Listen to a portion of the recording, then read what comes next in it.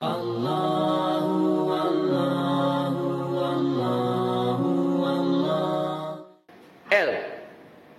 Logical.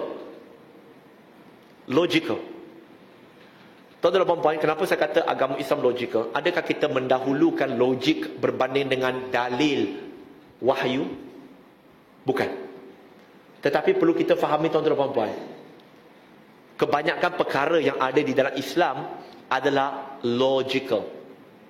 Adalah logical untuk dilakukan, adalah logical untuk dilaksanakan. Contohnya, seringkali mereka yang belum Muslim akan tanya, kenapa dalam Islam kena solat 5 waktu? Kita jawab, Allah perintah. Mereka tanya, kenapa dalam Islam wajib berpuasa?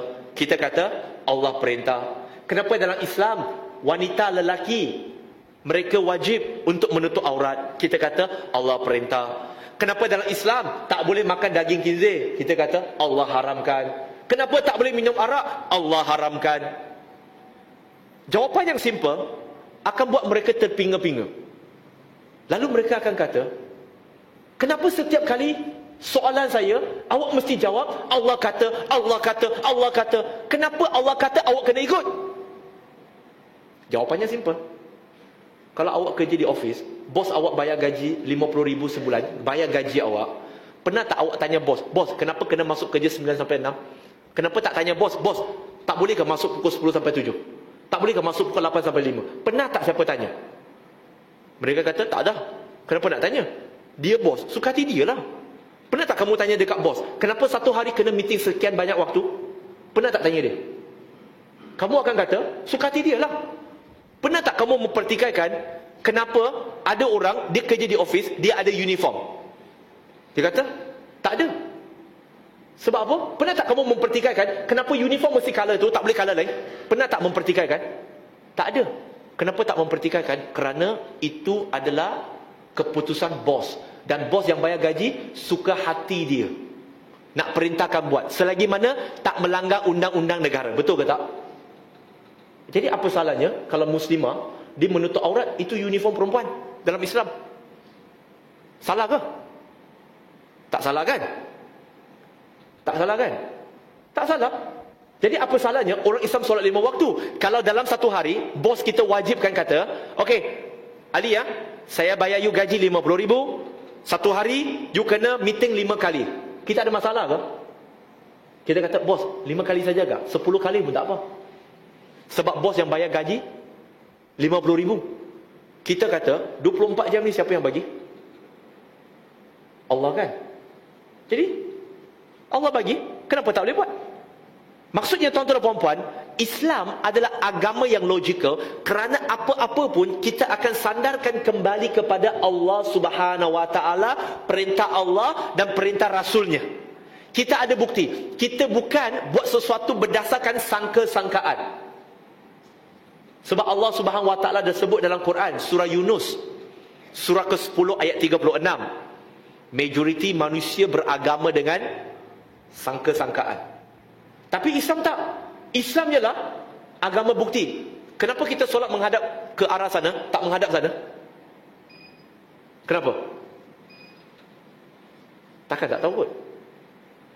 Kita kata sebab Allah Subhanahu Wa Taala perintahkan dalam Quran, bila solat menghadap ke kiblat. Kenapa bila solat kena takbir? Kenapa kena macam tu? Kenapa mesti ada rakaat-rakaat tertentu? 2 rakaat subuh, 4 rakaat zuhur, 4 rakaat asar, 3 rakaat maghrib, 4 rakaat isyak. Kenapa? Takkan kita kata entah, teka je. Tak. Sebab Nabi SAW kata dalam Sahih Muslim, solatlah kamu sebagaimana kalian melihat aku solat. Telah ditentukan. Maksudnya segalanya logika dikembalikan kepada Allah dan Rasulnya. Dan yang paling logika dalam Islam ialah apa tahu tuan-tuan dan puan-puan? Yang paling logika dalam Islam, pergi kepada huruf seterusnya, A, iaitu Allah. Sepanjang pengalaman saya berdakwah, tuan-tuan dan puan-puan, muslimin dan muslimat, sepanjang pengalaman saya berdakwah, saya dapati hampir tiada, bukan kata tak ada, tapi majoriti yang tanya soalan tentang Islam, Mereka mungkin ada masalah dengan hukum hakam. Kenapa ini, kenapa itu. Tetapi bila mana menceritakan tentang siapa Allah, jarang yang membantah. Jarang yang membantah.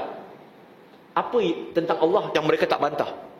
Bila mana saya kata, kita tak payah nak bincang tentang hukum hakam dulu, bukan kerana saya tak boleh nak jawab, tetapi apa kata kita bincangkan the lawgiver. Sekarang kita nak cerita banyak tentang the law. Why don't we talk about the lawgiver dulu? Kita bercakap tentang banyak undang-undang, tetapi kenapa tak nak berbicara tentang yang menurunkan undang-undang itu, iaitu Allah Subhanahu Wa Taala? Maka saya tanya dia, you rasa logik tak?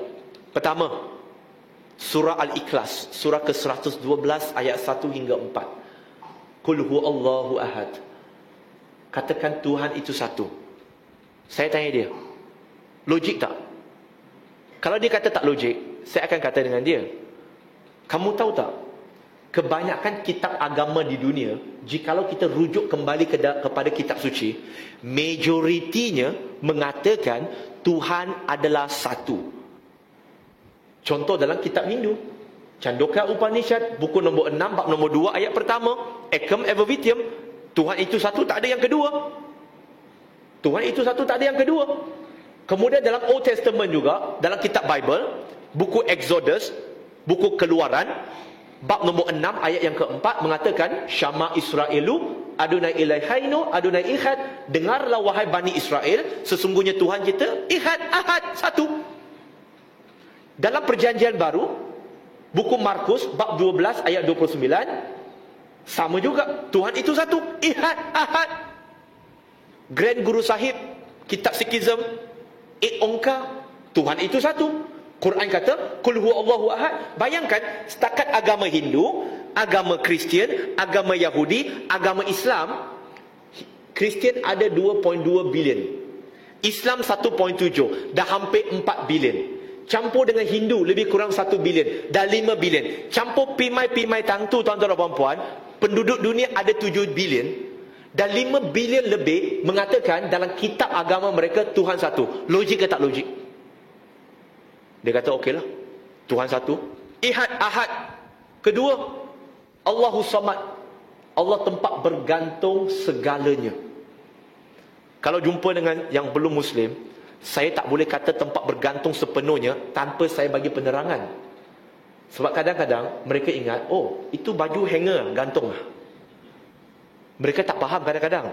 Contoh macam saya dulu sebelum Islam, bila saya tengok azan dekat TV, dia kan ada sari kata terjemahan kan, Allahu Akbar, Allahu Akbar. Kat bawah tu ditulis apa? Allah Maha Besar kan? Tahu tak apa yang saya fikir dulu? Sebagai non-Muslim dulu, saya fikir, wah, ini Melayu punya Tuhan banyak besar. Berapa besar? Sebab kalau Cina punya Tuhan ini macam besar, Melayu punya lagi besar. Itu fikiran saya dulu. Tapi saya tak faham kan? Saya membuat andaian. Sebab itu kalau dengan non-Muslim, saya tak kata Allahu Samad, Allah tempat bergantung segala-galanya, tanpa saya memberitahu kepada mereka apa yang bermaksud Allah bergantung segala-galanya. Maksudnya, Allah lah sumber kepada semua perkara yang diperlukan oleh makhluk dalam kehidupan ini. Sumber. Apa maksud saya sumber? Kita nak bagi lalu kepada azan dulu kan, Encik? Terus. Apa maksud sumber? Saya bagi contoh. Tuan-tuan dan puan-puan, manusia ni apa yang diperlukan? Fitrah dia perlukan cinta. Betul tak? Ada tak manusia yang tak ada cinta? Tak ada. Nama Allah Al-Wadud. Sumber kepada cinta Al-Wadud. Nak berkasih sayang Allah Ar-Rahim. Nak menjalin silaturahim Allah Ar-Rahim. Lagi apa tuan-tuan dan puan-puan? Kita nak keamanan tak? Bukan, tuan-tuan dan puan-puan, perasan tak? Saban tahun di negara barat mereka asyik laungkan apa? We want peace. We want peace. Betul tak? Tuan-tuan dan puan-puan tak faham ke apa maksud mereka? Mereka sedang minta apa? We want Islam. We want Islam. Sebab Islam berasal daripada perkataan salam, peace. Allah As-Salam. Salah satu nama syurga ialah Darussalam. Bukan Brunei Darussalam. As-Salam. Tuan-tuan dan puan, Allah Subhanahu Wa Taala adalah tempat bergantung segalanya. Allah tak perlu nak makan. Sebab itu, kalau ada orang Cina nak masuk Islam, kalau dia nak masuk Islam dan sebagainya, kadang-kadang family dia akan kata, apa, lu ingat lu mau masuk Islam, lu ingat lu punya Tuhan kasih makan ke? Tahu tak apa jawapan saya? Saya kata, lu tak tahu ke? Memang Tuhan kasih makan, Tuhan tak makan. Kalau itu Tuhan mau makan, bukan Tuhan, itu makhluk. Dalam Quran surah Al-An'am, surah yang ke-6 ayat 14, Allah kata, Allah lah yang memberikan makan dan Allah tidak perlu makan. Lu tak nak baca ke? Betul ke tidak Allah yang bagi makan? So lain kali orang kata, lu punya Tuhan bagi makan ke? Kita jawab apa? Tak berani nak jawab pun. Kalau orang tanya, lu punya Tuhan kasih makan ke? Kita jawab? Betul. Apa? Lu ingat lu punya Tuhan kasih duit ke? Ui, jangan kata wah punya Tuhan kasih duit. Wah punya Tuhan kasih wah hidup, kasih wah oksigen, kasih wah boleh bernafas. Nama Allah kan Ar-Razzaq, Al-Wahhab. Kenapa malu nak cakap? Tak payah malu.